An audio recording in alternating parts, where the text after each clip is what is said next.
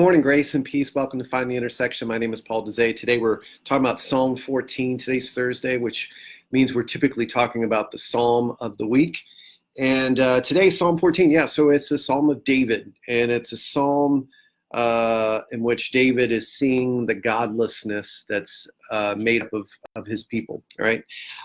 So what do we see in here? There's a few things that stood out to me. Verse 1, a very familiar verse. Fools say in their heart, there is no God. They are corrupt. They do abominable deeds. There is no one who does good.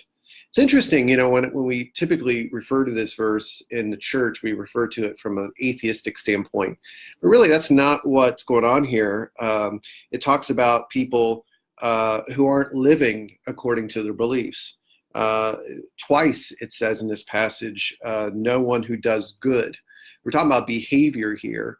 And so not only do they believe there is no God in their hearts, they're not living according to the good that they've been taught. I mean, we're talking about the Jewish people here. We're talking about tradition.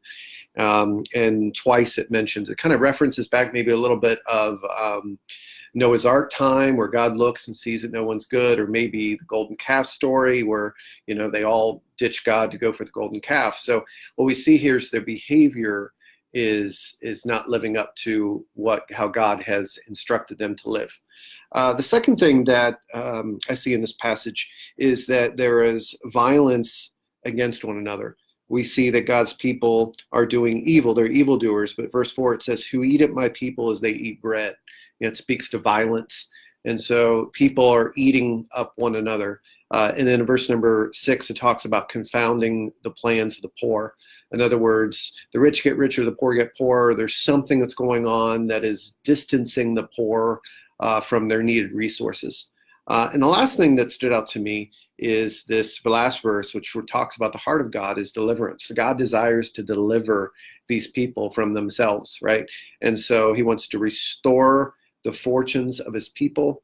And Jacob will rejoice, Israel will be glad. There's good news here. God is the delivering God, right? God is the rescuing God, but we need to cooperate with him. God is looking at us like he did in Jeremiah yesterday. He's looking at what's going on, and he's looking for people to participate, cooperate, to be fellow rescuers, to be the light of the world. And so he's looking for that, and he doesn't see anyone. So that's what I got out of this week's or today's passage. What did you get? So if you would share in the comments the things that stood out to you, I'd like to learn from you.